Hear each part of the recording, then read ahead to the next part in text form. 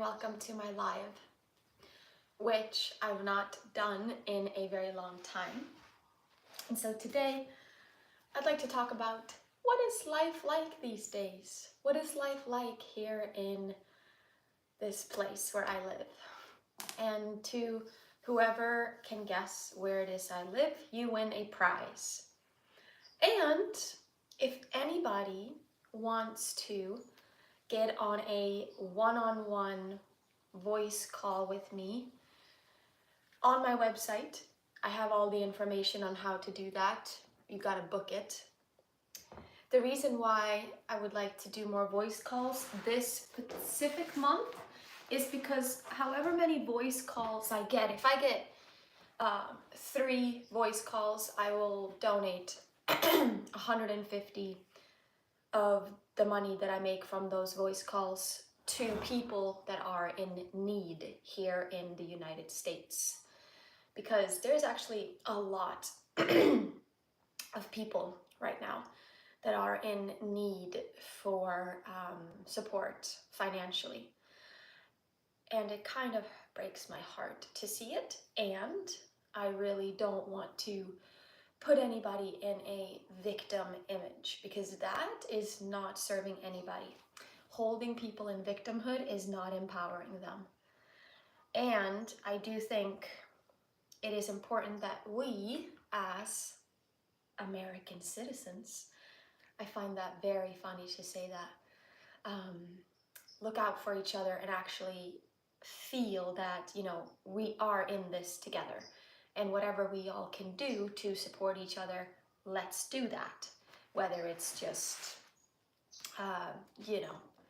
sharing our friends' businesses, or bringing someone some coffee, or giving a ride to someone, or making meals for people, whatever it is, let's now more than ever bring our hearts to the table and turn our heart on and let our heart lead the way.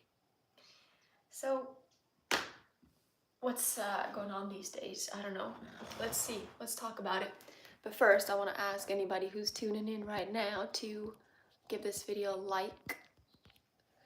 If you like this kind of live, in the moment type of content, then like this video, give it a thumbs up. If you're watching the replay, give it a like and a thumbs up. So, lately, I have been, thank you, I love you, whoever did that. Lately, the last few days, I have been feeling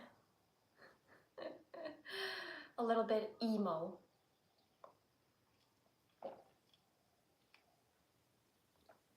I've been feeling a little bit emo and low, a little bit like tender, but also deeply open in my heart. I am in a happy marriage. It's extra happy now, by the way. If you ever want to save your marriage, if you're ever having relationship problems,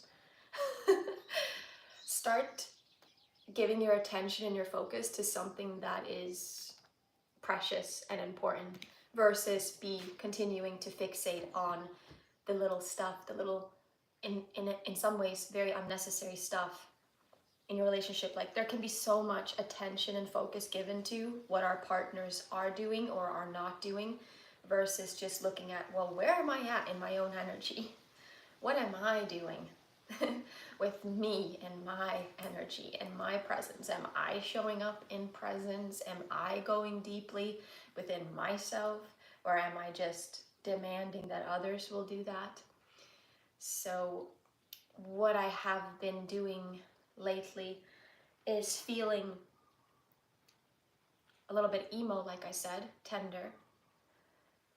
And I'm in this happy marriage, and the reason why I feel it's extra happy and peaceful is because we've actually placed our togetherness, our marriage, onto the altar of love, offered it up to Christ, to Jesus, and that is what is the most important. Our relationship, to our connection, actually, to if you see this symbol right here, to the divine, heavenly, fatherly realms, our connection to that and bringing that divine energy into our heart, feeling it inside of us, as well as the earthly, nurturing, motherly energies from the earth, having that also come inside of us, be felt in the heart, and feel that union and that wholeness inside.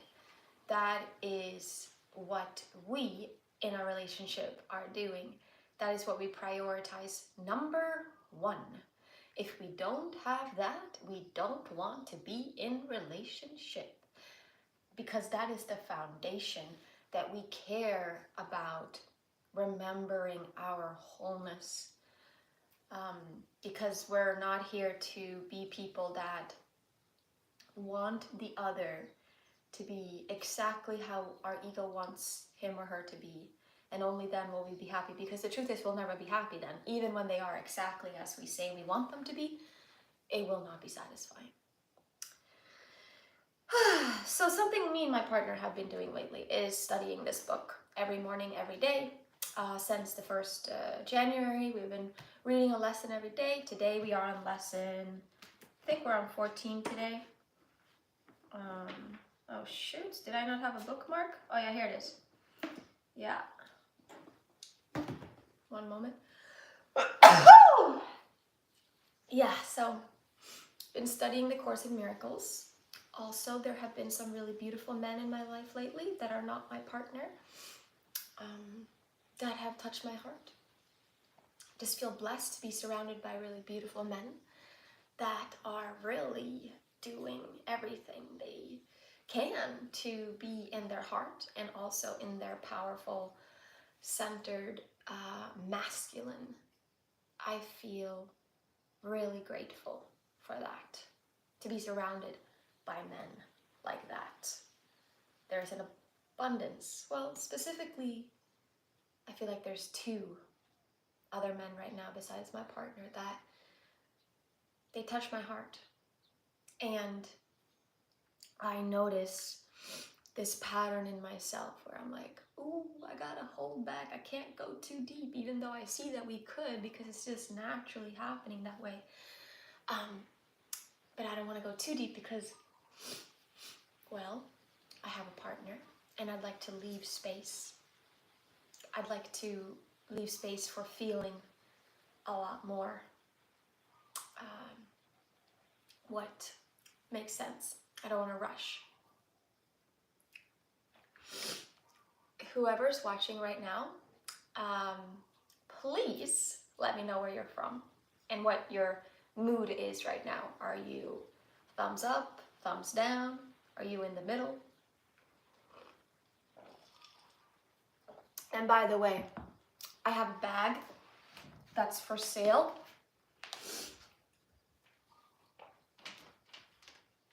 If anybody wants a bag like this bag is from a picture. It's a picture of me in northern Sweden.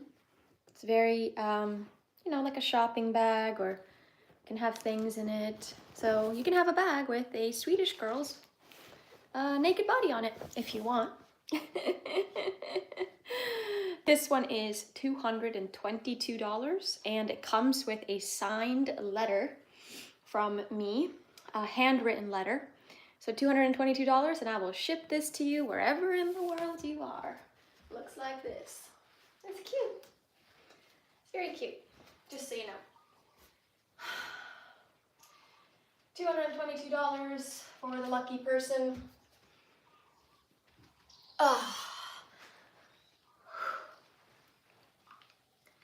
Yeah, and another thing I've been thinking about is my YouTube channel. Like, this place,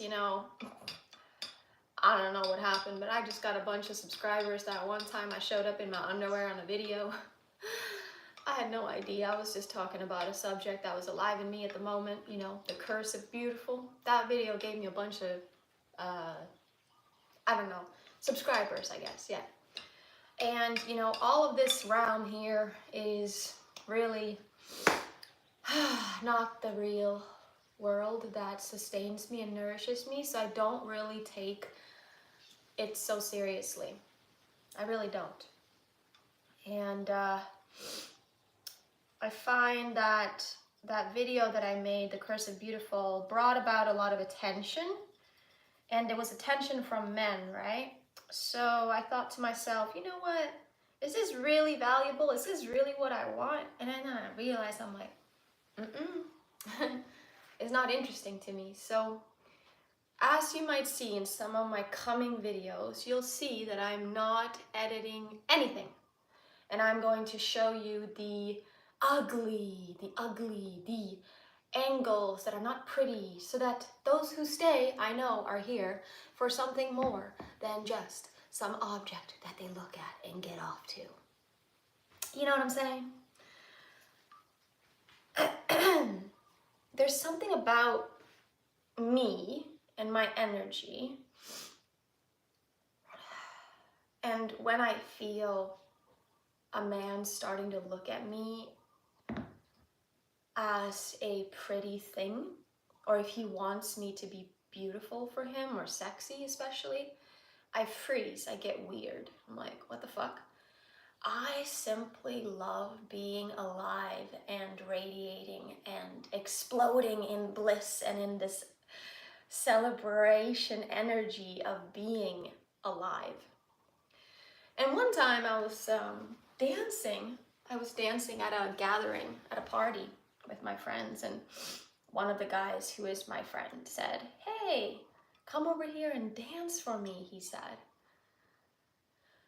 And I was just dancing in my joy, and I don't know what happened, but it's like when I noticed that someone really wants me to dance for them, in that moment I froze, because I felt like he was really liking it in a way that I wasn't ready to go into. Like, I kind of just felt like a kid. I'm like, what do you want from me? I'm just dancing over here. Just let me dance.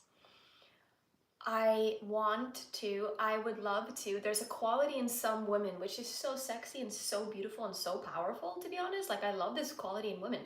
The women that can be in their own energy, feel themselves, be in their sensuality, and be seen by other men and get their attention, but not let the attention from the other men throw them off center. You know what I mean? To be so fully in their own beautiful energy that that they can offer and extend it more to others, especially men, because it seems like that's a dynamic that's very popular, men and women.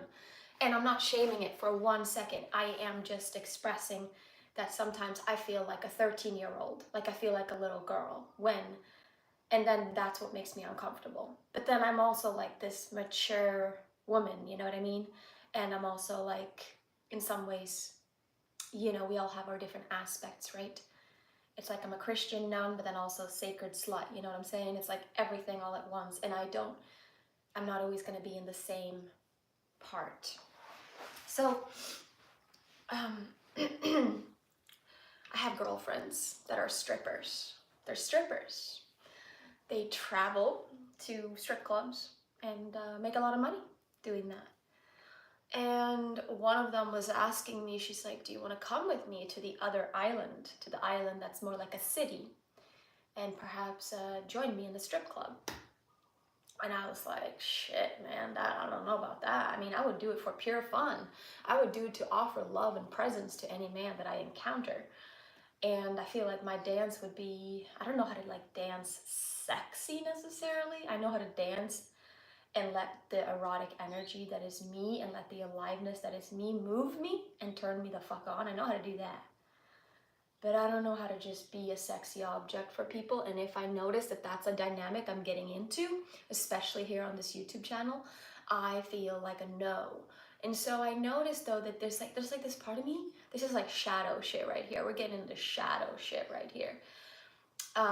There's a part of me that likes it. Then there's a part of me that's disgusted by it, which is kind of like kinky, right? It's a little bit of a kinky. It's like a push-pull. It's like, come on, bitch, gotta get clear on yourself. Like, stop teasing, stop doing that, and then pulling back, you know? But that's just how I am in nature. That's just how I seem to be. And I'm not going to judge myself or try to change myself because some man is not happy with it. First of all, I am a Gemini. My birthday is June 8th, and so I do have these two parts, right? And my whole thing is like, in my life, it's about, can I integrate the two? Can I bring peace between the two? Can I have the two support each other and not judge the shit out of each other and somehow live in harmony within this flesh suit? The answer is yes, I can. And sometimes it's kind of funny. But that's what I love about the men that I'm surrounded by. The men that I choose to have in my life, they're the type of men that understand that it's okay for a woman to change her mind. They're the type of men that are okay if a woman says no and they don't ask why. Why are you a no? They just say, oh, she's a no. Thank you for expressing your no. It could even be that we're really like engaged, you know, moving in a really powerful energy together, erotic sexual energy, and all of a sudden, like I've literally been in a situation where I was in a thing with this man. He was a teacher, really a great teacher of sensuality and tantric practices, and I was in a thing with him the whole week. I was like really turned the fuck on by him because well, I'm just turned on by teachers and facilitators, and someone might say, oh, that's because they're in a power position, they're more powerful than you. First of all, I think that shit's bullshit. People say that teachers and facilitators are more powerful than me. Like, I don't see that. Like, people say that facilitators and teachers should not, you know, sleep with their students. I get it, fine. But I don't think that's because they're more powerful. It's a power dynamic. Like, I don't see them, I don't put them on a pedestal. I don't. I see them as humans. And that's what I love about having spent a lot of time with facilitators and teachers. They're motherfucking broken ass humans just like all of us. They just happen to be brilliant, charming, and amazing at delivering teachings and giving people a download and a transmission of something that those people are interested in, such as tantric practices or kink practices, and how to turn them into therapy and support people to move through their deepest childhood traumas and fears and actually alchemize that shit and turn it into this deep power and pleasure portal that can become a source of their energy and fuel in their life. So anyways, I was with this facilitator man. It had been like a week, I think, or 2 weeks. I had been, you know, drooling, wanting him, but obviously he's teaching, so we're not going to start doing crazy stuff while we're in the course, because that's just ridiculous. You don't do it while we're in the study. But once it was over, we both knew we can go for it now, can't we? It's like free for all, and I could feel it, you know. It was like, yes. And yeah, I went into his place, into his cabin, and we were being together in presence, obviously. Always sobriety, always sobriety. I do not relate and do sexual things if I'm like out of it. That's just a big turnoff.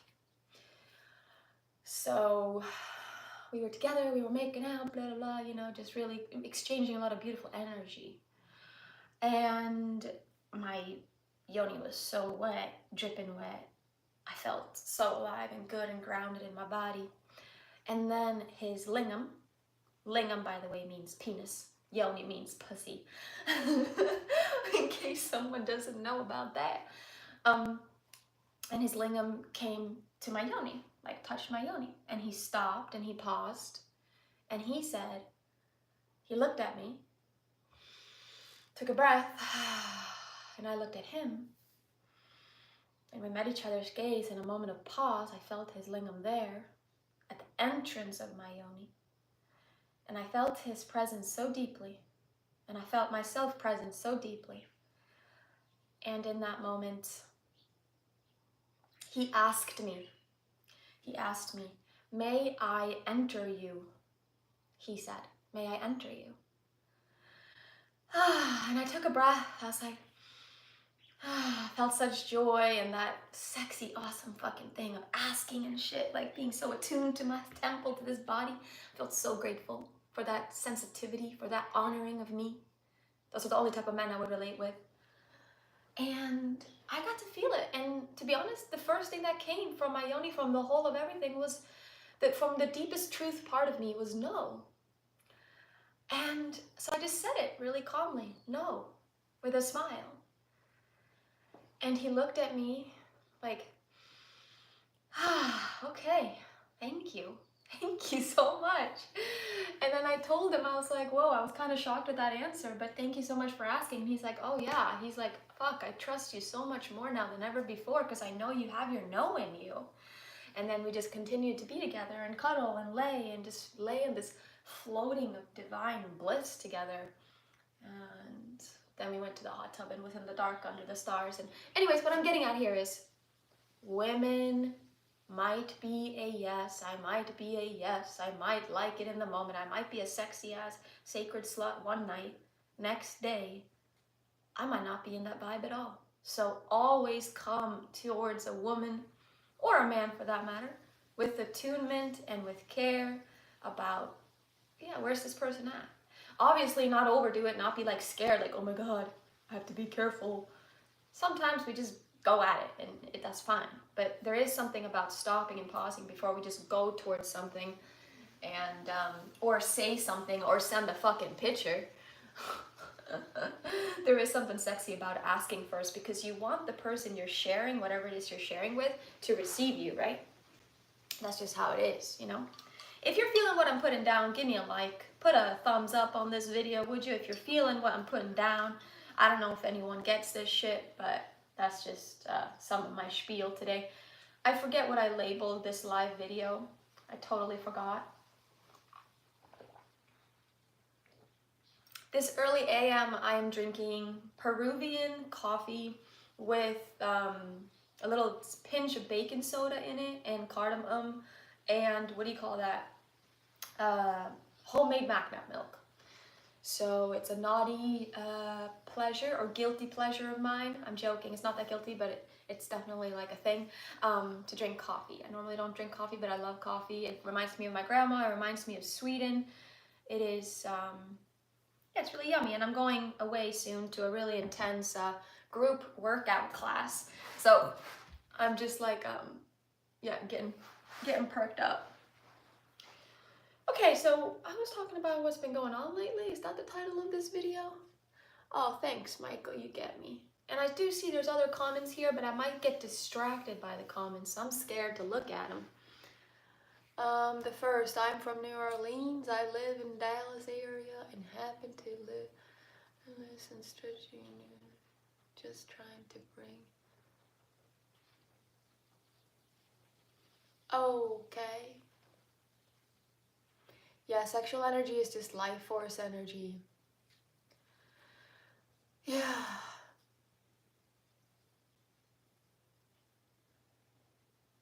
Yeah. Yeah, that's the thing, man. Like, sexual energy is pure life force energy. It's raw and innocent. But it's the mind of man that makes it incredibly destructive, unfortunately. It could be that way.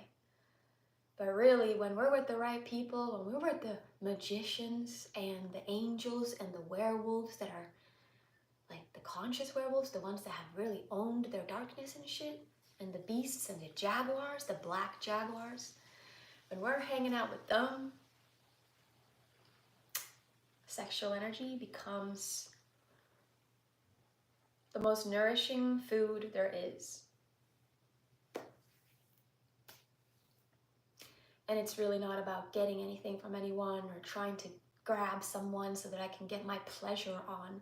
It's about exchanging soul information and shit like that. It's about seeing that, oh yeah, perhaps I was with you in another lifetime. I feel something deeper with you, and that's why I would relate and share my sexual energy with you.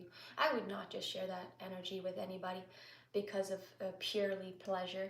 I mean, there are some people that there's one man who actually that was really connected in the heart too. There's just got to be that foundation of connection in the heart, and me feeling that that person is, yeah, I mean, some of these people that that we meet, right, they're like, you could have memories of them from other times. You don't remember where. Is it from the future, or is it from the past, or is it all just in this one eternal moment? So anyways, what's Michael saying? It's all pure energy. Don't think in the man-made world. Okay. So anyways, I think it's time for me to get to my studies now. I'm on lesson 15 today. My thoughts are images that I have made. We're just now breaking this shit down. I'm not going to explain what that means. But yeah, that's the lesson for today.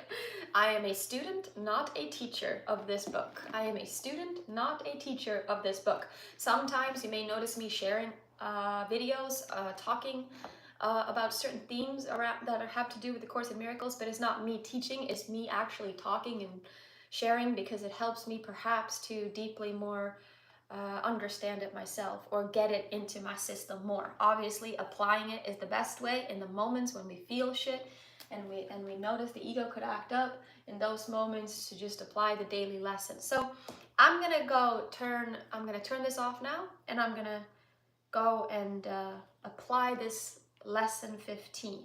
And then it's time to get my butt out of here.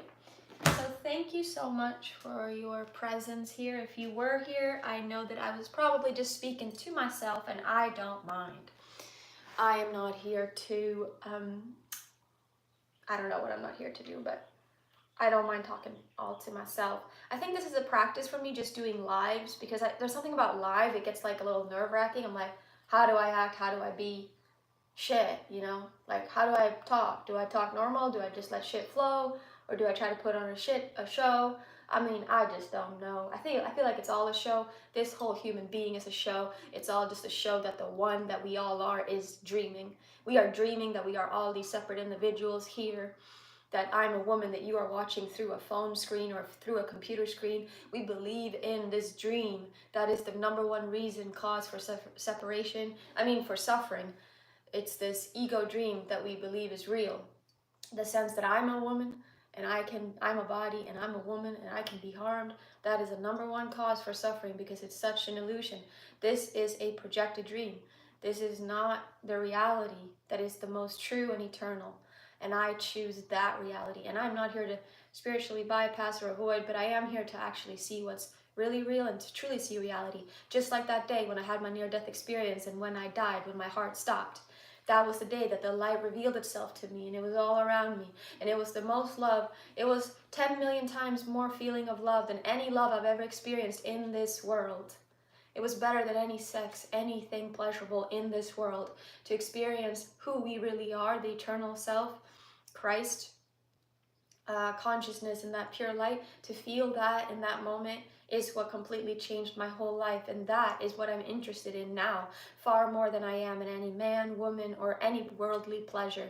And I don't really take this worldly thing too heavily. I take it lightly, even when it feels deeply heavy and broken. I can feel it being held in the light of the Holy Spirit, and that is what makes it all okay.